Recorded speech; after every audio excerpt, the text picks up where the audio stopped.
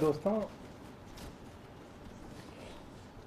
कश्मीर के अंदर कश्मीरी पंडितों की और कश्मीरी हिंदुओं की दोबारा से कश्मीर की वापसी भारतीय जनता पार्टी का हर चुनाव के अंदर एक मुद्दा रहता है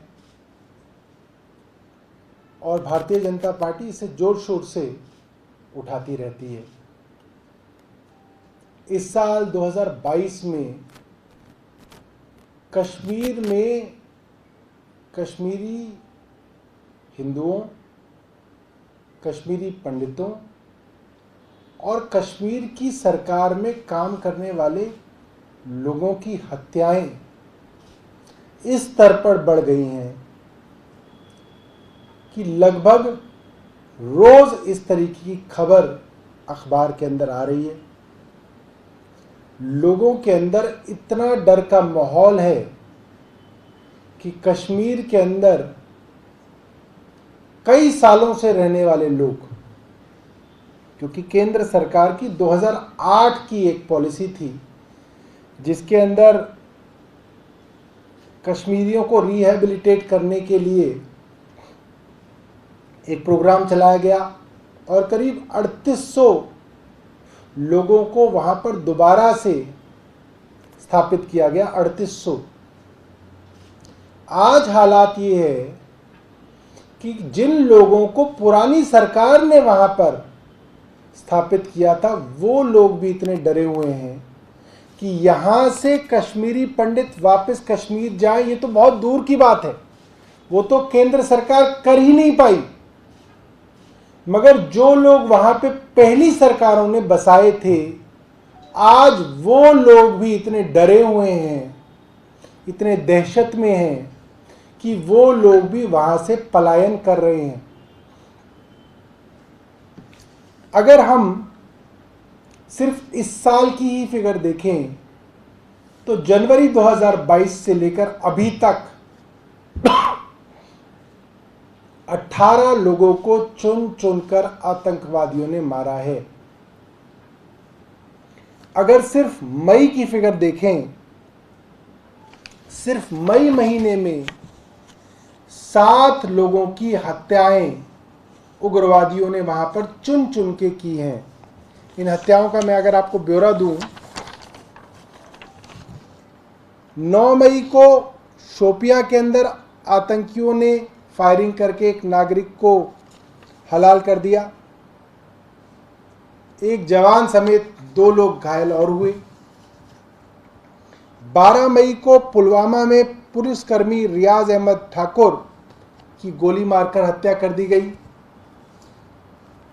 12 मई को राहुल भट्ट, कश्मीरी पंडित हैं, उनको बड़गांव में गोली मारकर उनकी हत्या कर दी गई।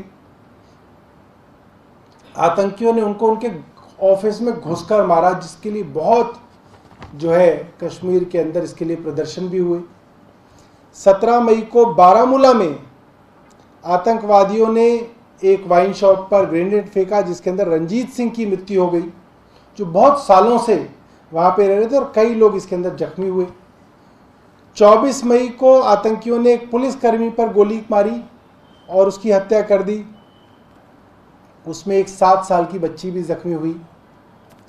25 मई को टीवी की एक कश्मीरी आर्टिस्ट हैं अमीरा भट्ट, उनकी गोली मारकर हत्या कर दी गई। और 31 मई को रजनी बाला की हत्या कर दी गई। और अब हालात ये हैं कि जहां 2021 के अंदर 35 लोगों की हत्या की गई थी, वहां आज हम देख रहे हैं कि मई तक 18 लोगों की, 18 सिविलियंस की हत्या की जा चुकी है और 15 सुरक्षा कर्मियों की हत्या की जा चुकी है। ये हालत है। और बारामूला में कश्मीरी पंडितों की जो परिवार रहते हैं, उनकी जो कॉलोनी है, उसके प्रधान अवतार कृष्ण भट्ट ने सरकार को कहा है कि 300 परिवारों में से आधे पहले ही अभी पलायन कर चुके हैं। इतनी दहशत है कि 300 परिवार में से करीब आधों ने पलायन कर लिया है।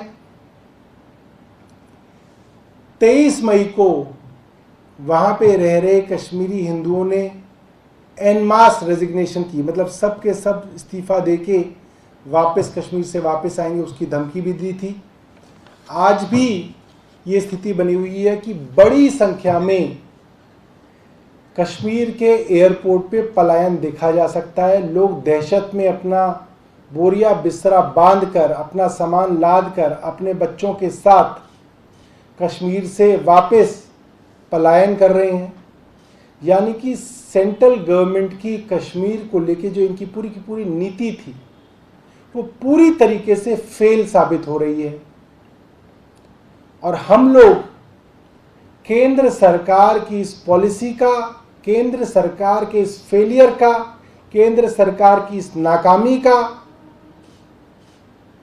हर लेवल पर विरोध करते हैं, इसकी निंदा करते हैं और कश्मीरी पंडितों के साथ खड़े रहते हुए केंद्र सरकार के विरोध में और केंद्र सरकार की नाकामी के विरोध में जंतर मंतर पर हम सभी लोग इकट्ठा होंगे और कश्मीरी पंडितों के साथ और कश्मीरी भाइयों के साथ हम अपनी संवेदना देंगे।